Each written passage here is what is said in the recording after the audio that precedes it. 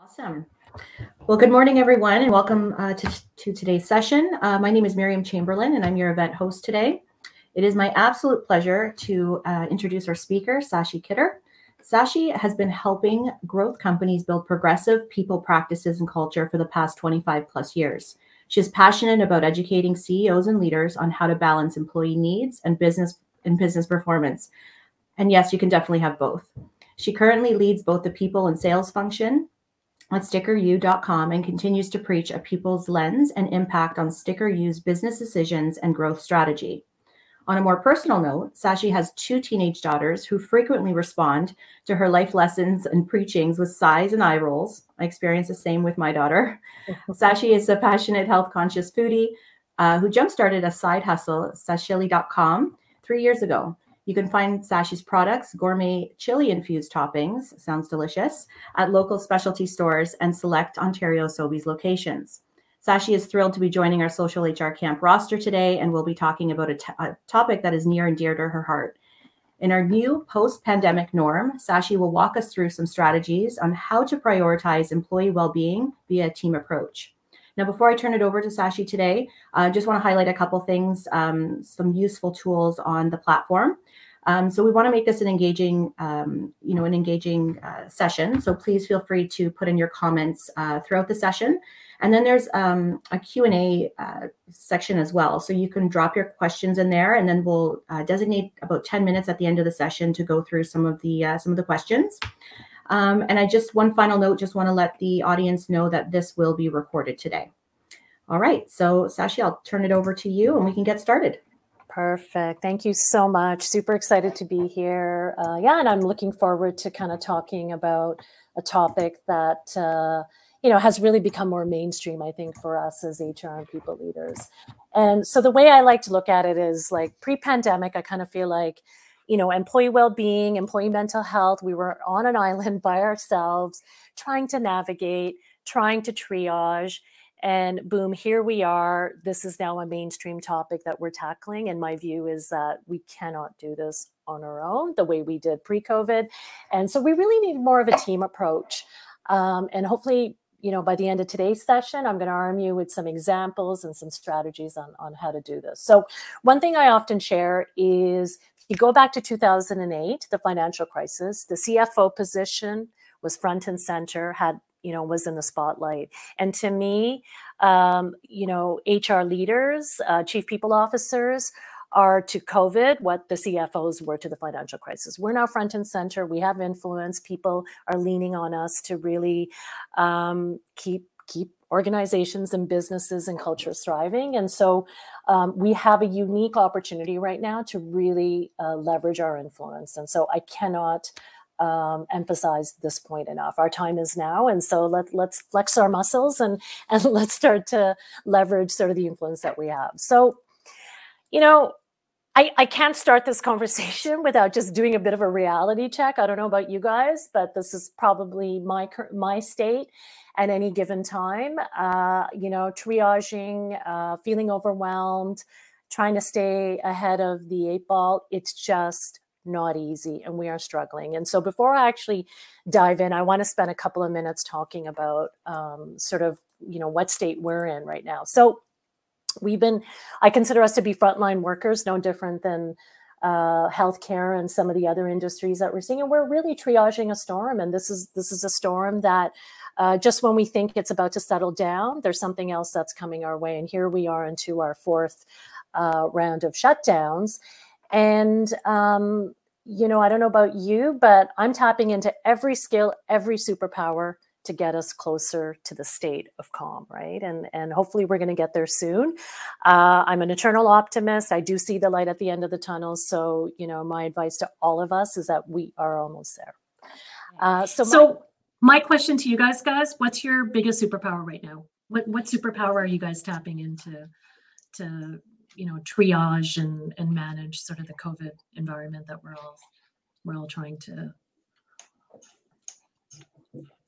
Sachi, are you able to see the? Yeah, I can, Sean. Yeah, you're right. Adaptability. Geez, talk about rolling with the punches. Probably no single day is the same for us. 100%. Growth mindset. Absolutely. Absolutely. We have to kind of keep our focus on sort of, the business and being able to pivot and adapt, and lots of challenges there. But okay, that's great. Thank you guys. So let's move on. So I have a friend that works at CAMH, and I've been talking to her a lot about the employee, just tapping into resources and all the information that great information that CAMH provides. And she made a really astute point, and I use this all the time. So when we all hop on an airplane, we go through the safety measures. There's something very distinct that happens every time, which is we are asked to put our oxygen mask on first before helping others. And there's something really profound in this. If we correlate that to sort of the roles that we're all playing, we have to take care of ourselves. We have to give ourselves the oxygen.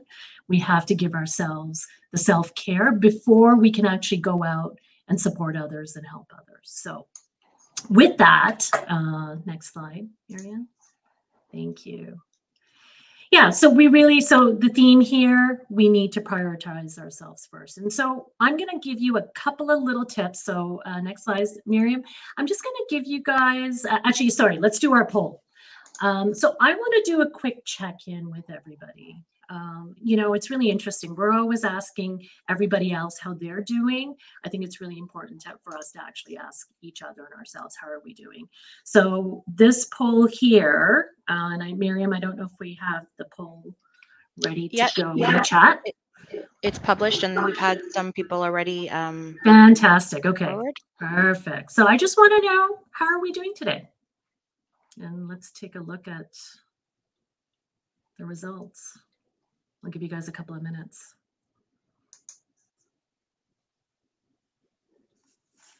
So Sachi, can you see the poll?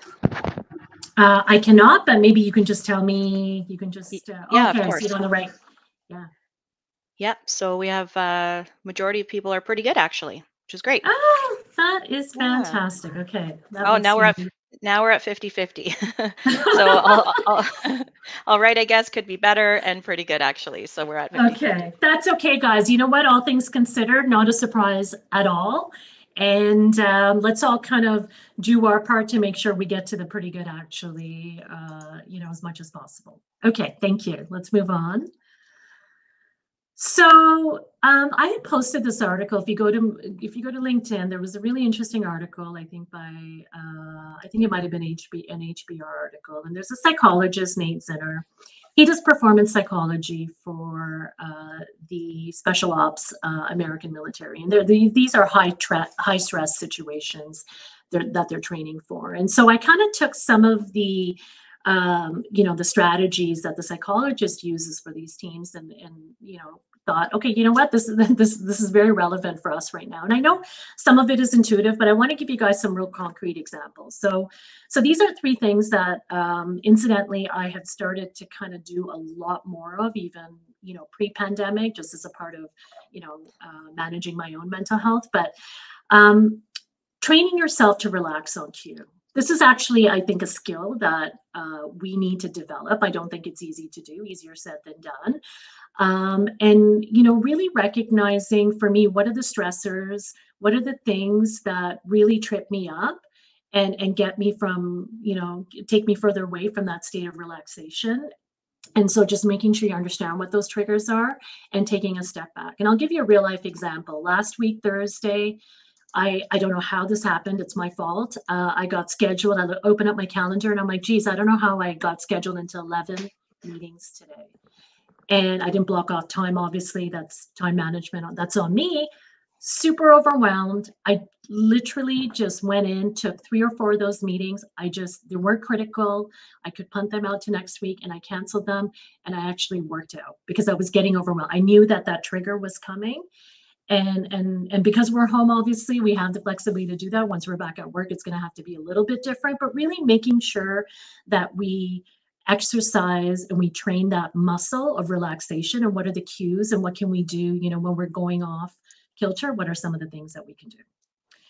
I know we all talk about positive energy, negative energy. I see so many LinkedIn articles on this. And so there's a lot of content out there, but really ask yourself, for us individually, it's going to mean different things. I'm just going to some examples here that, so, as people and HR leaders, geez, how many times do we come across an email, a conversation, being CC'd by somebody trying to escalate? I mean, there's just so many things that happen that we just have to ask ourselves, this is negativity. It's not productive. If it's not a 911, just park it and really focus on sort of the positive things and the positive people and the positive interactions. And I know in our role, it's really hard to do because we are triaging a fair bit, but I think we really need to give ourselves permission to not waste too much energy on sort of that negativity that seems to be, coming at us, frequently, given the nature of our roles. And then the last point is really, again, it's intuitive, but fill up your fuel tank. It goes back to the oxygen mask example. If you don't have enough gas in your fuel tank, you're not actually going to be able to run. You're not going to be able to move. You're not going to be able to support. So again, just being aware on how to fill up that, what you need to do to fill up that fuel tank. Okay, so let's move on. So listen. We have been, this is my view right now, and I preach this as much as I can. We have been doing so much heavy lifting for the past 2 years. And like I said, it's time for us to now, it's almost like we've been the centralized HR, employee support, employee well-being model. We need to decentralize. We need to actually push that accountability and make sure within our respective organizations that we are sharing that accountability with our leadership team. And so now the question is sort of how can we do that? And I'm going to give you a couple of tips, and I'm going to give you some examples of things that we've done. So the reality is, yes, we know burnout is rampant. Yes, everyone's stressed out. But, there's some pretty important stats here. And I have a couple of takeaways from this. So according to CAMH, 60% of millennials and Gen Z, 50% of Gen Y, 31% of baby boomers. We are all stressed out. So it doesn't matter industry, it doesn't matter your level of position, it doesn't matter what role you're in. I think we are all experiencing this to certain degrees. So this is why this is a mainstream issue for us as people leaders. And this is why we need to actually now lean on each other, not only as people leaders, but lean on our leadership team to help us sort of manage this in the workplace.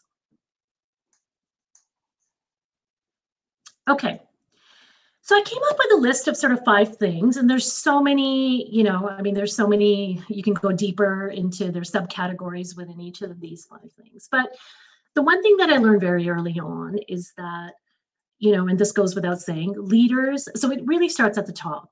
Leaders are going to set the stage for what are acceptable behaviors in the workplace. So in our company, we had an issue. Leaders were sending emails, and not uncommon. We talk about the hustle culture, the high performance culture. Miriam, I think we lost the presentation. Okay, let me see. Yeah, no problem. So the hustle culture. So leaders were sending emails, 11 o'clock, 12 o'clock, not an uncommon practice. We actually, through our employee survey, we had employees saying, oh, you know what, that's stressing me out. Like my manager sending me emails in the middle of the night. Do I need to respond? Do I not need to respond? And what I'd say 10 years ago, that would have been considered the norm. That would have been considered acceptable. Listen, we're all high performance culture. Everyone's got to hustle. Everyone's got to work. I actually firmly believe, even though I prescribe to that, admittedly, to a certain extent, I think these shifts need to happen. So what we did is we actually, on one of our leadership calls, I actually showed some of the leaders how to use the delay email, even if you're emailing at night with Google, with Gmail, and that's actually now a practice. So if anybody sends an email in the middle of the night, you better have a really good reason, because we made a conscious choice to help the employees, to minimize anxiety and angst and other things. So your leaders really do need to model the behavior that you're expecting, that you're encouraging from your teams. The other thing is, are they taking time off? Like leaders are notorious. How many of us hunt down leaders about their vacation balances, right? And so that is something that also we're trying to encourage our leaders to start to really do in action. Psychological safety and open dialogue. This is really a big topic. So we're all on Zoom. We hop into our regular calls, regular updates, and it's so easy for our leaders to just dive in and start going through, action items and tasks and follow up. And so what we've as a leadership team, what we've actually encouraged is a 5-minute, Miriam, sorry, the presentation's out again, just so you know, a 5-minute conversation and check-in as much as possible. And the accountability there is we actually come together and we actually share what conversations happened in those check-ins, right? So we're actually using that as an opportunity outside of culture surveys, outside of check-ins, to make sure that we're getting some feedback and making sure we're normalizing the fact that we need to have, do these check-ins, check in on employee mental health. And also our leaders, I do this all the time, and I've actually, nudged and really encouraged, not everybody does, I know that, but really sharing their own vulnerabilities. If you had a bad day, share it. If you're having your own struggles, be sure to share it, because I think that's how you're going to create a safe environment for employees to talk about it. And I know we do that as people leaders really well. That's why employees come to us. But I think that really, again, in the spirit of that responsibility being shared, we need to really encourage our leaders to do more of that. Offer flexibility and be more inclusive. So really, this has been, this is actually something that I've had to learn. Not every employee will have the same triggers, and so the leaders need to take the time to understand individual needs. And I'm sure we've all come across this. Somebody's got childcare issues, they need flexibility in terms of hours. Somebody's living alone and they're really struggling, and they need, they're getting up late and going to bed late and whatever. So they need some flexibility. So really, looking at performance on a very individual basis versus lumping it into sort of how we traditionally look at performance is that, we've got 5 people in the same role, who's performing, who's not. Well, in this environment, it doesn't really matter. We need a little bit more empathy, and we need to balance sort of business performance, individual performance with the individual circumstances. And so these are things that, again, if we don't action, if we don't share, if our leaders don't encourage it, then this is going to obviously snowball into mental health and burnout in the workplace. All right, and then sort of the last 2 things I wanted to touch on, really, I don't know if you guys have noticed this, but when employee vulnerability and mental health is an issue, we just have to communicate so much more. And I'm not saying us as people leaders, actually our leaders, more check-ins, more frequent check-ins. Even performance feedback. People are vulnerable. People are insecure right now. So they need to know, how am I doing? How, outside of the performance cycle, et cetera. So I think those regular touch points and the regular feedback from your leaders at Sticker U, just as an example, we do our employee check-ins used to be twice a year. Now they're 4 times a year, right? So, and this is replacing our performance review. We have a little slightly different structure, more conversational. But we do that pretty meticulously, and we monitor and we track it. So it's not even something that we just say you have to do and then not everybody does it. So that's really, really made a difference and really helped. And then really balancing employee well-being and performance. So leaders need to empower employees to manage deadlines, performance based on their individual mental health needs and circumstances. So I have a really good example here to share. May 2021 was one of our performance touch point cycles. And, we had an extended leadership team, and the leadership team kind of put their hand up. I was so impressed, actually. This came from our leadership team. They said, you know what? Our teams are really stressed out right now.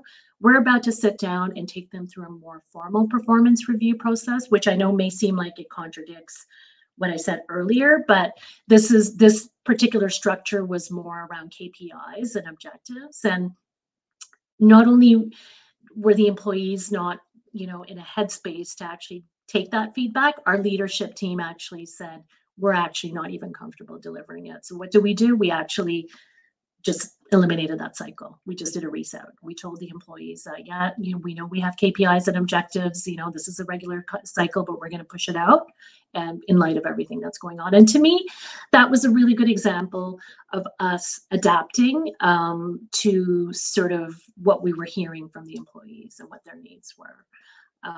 So again, a couple of practical tips, and just kind of moving on. I think I have another poll. Oh, so I have a question. Are there any innovative initiatives that your company leaders have taken to support employee well-being in your companies? Like, is there anything creative that you guys are doing or have done that you'd like to share. I'm going to go to the chat. Oh, okay. Smoothies and lattes. I love it. You know what? There's nothing that perks up teams more than just free food and fun food. And even though we're not physically in the workplace, we're all having to get creative on that. So that's really good. Is there anything else? Okay. Great. Okay, so I have a quick poll, another poll coming up. And I would like to know, so I want you guys to actually give a report card for your leaders right now. I just want to get a sense. So how would you rate your leadership team? And when I say leadership team, I'm not talking, I know everyone interprets it differently. I'm speaking of anyone that has a people team and that manages, so manager level, lead level, director level, etc. How would you rate your leadership team's ability to support employee well-being right now? And I'd love to get a sense of.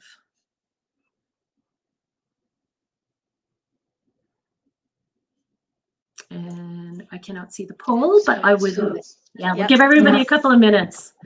A few minutes right now. What we're seeing is they are trying and putting in best effort, but still need some support. Yeah, okay, yeah. And I'm not surprised at that. I'm not surprised at that one bit.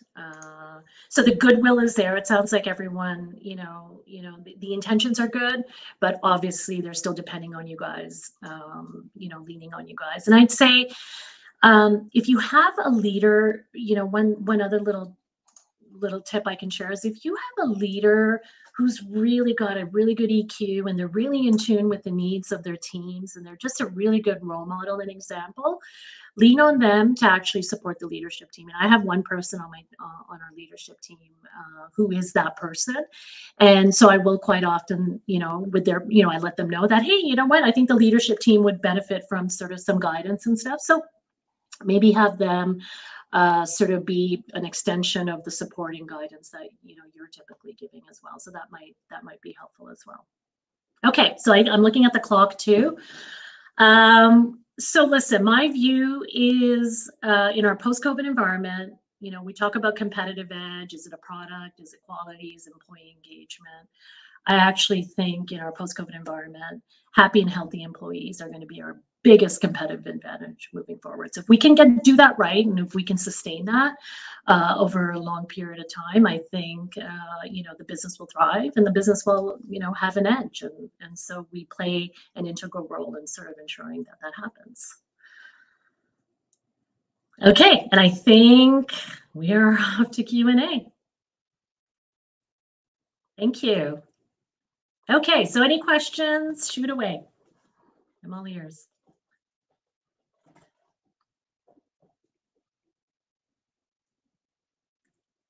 Hopefully that it just means that I covered everything on this topic.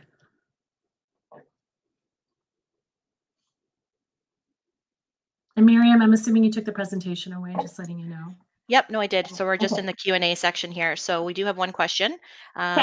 So with the well-being and with this pandemic in the world right now, how do you balance frontline staff book offs with client demands? We are in the aviation field. So how do you balance frontline staff book offs with client demands? Yeah, so basically it sounds like you have the frontline staff are so critical to maintaining the demand that's coming in, and you can't really keep up, and maybe I don't know if there's a staffing shortage or other things, but if it was me and that issue came forward, I would say that we need to actually go back. If the pressure is on the frontline staff in a cluster and you don't have the flexibility to give people time off or rotate through, I'd say we actually need to go back to the drawing board and revisit our resource planning and sort of how we're mapping out sort of, whether it's scheduling or, rotation. Maybe you need to change up the shifts or have shorter periods of hours or shifts and more breaks. Again, I without knowing details, but I firmly believe this happened in our organization. We have a manufacturing division, and we could no longer have these tight schedules and tight resource plans. We had to build a buffer into that, right? And in order to kind of help manage. And I think, so in response to sort of that example, again, not knowing the details, I'd say I would go back to the resource plan and I'd revisit it so that it's a bit more realistic, and so that everybody who is frontline can get reprieve and can get a little bit of, downtime, because it's not realistic, clearly. Yeah, and Sean just did a follow-up to that question, that they cannot meet the client demand, and the client isn't being reasonable.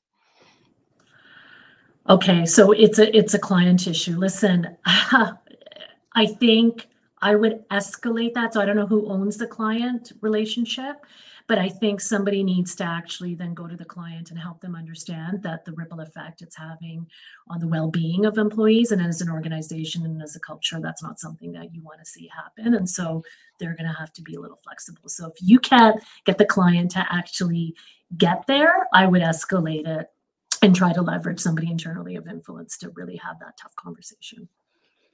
Yeah, and I think I'll just jump in there too, Yeah, Sachi, sure. and add to that. But we've experienced this as well, in the company I was working with, that it goes back to setting expectations with clients, right? Yeah, So, and being very transparent on what is happening, instead of trying to sugarcoat anything, because it doesn't really help when we're not being honest and transparent to the client, and things change. And believe it or not, when you're honest with the client and they understand the challenges that companies are facing, they're a lot more empathetic and understanding, to be a bit sure. more patient. So Yeah, that's yeah, just one of the transparency. things. Yeah, absolutely. Yeah. Yeah.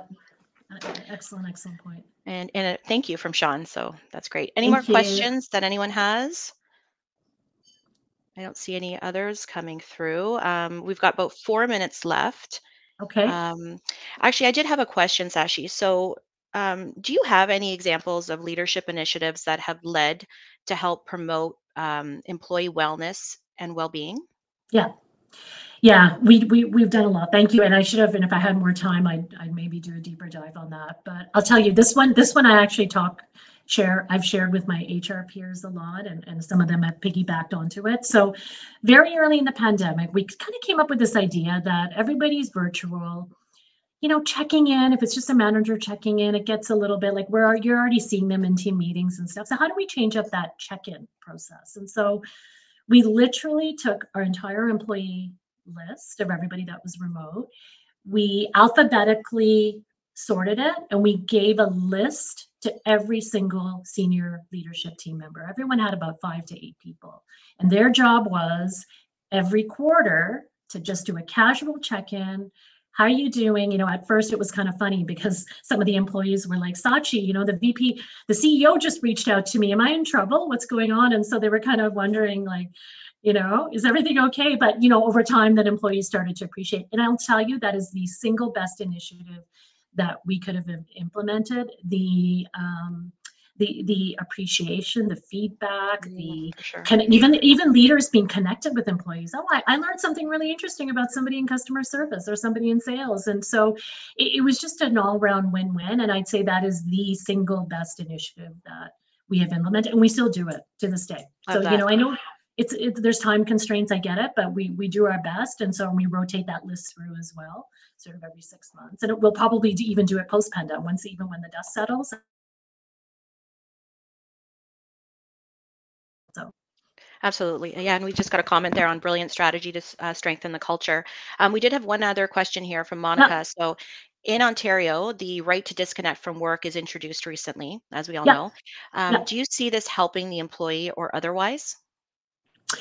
Yeah, it's what's really interesting. We just had an employee all hands on Friday, and that question came up 2 or 3 times in terms of, hey, we're hearing about this, and 100%. I think it's going to listen. There's some companies that do a really, really good job. Their cultures really do a good job balancing. There's other companies that abuse that flexibility and abuse not having sort of any goalposts in terms of what's acceptable and what's not. So I think it evens out the playing field. It pushes accountability on us as employers to consistently keep this balance, and it's a win-win for employees too, because I know a lot of employees have come from cultures where that right has been abused. So personally, I am looking forward to kind of sort of as a company taking the lead and sort of setting a really good example of what that could mean in the workplace. Yeah, 100%. Wonderful. Couldn't have come sooner. It couldn't have come faster.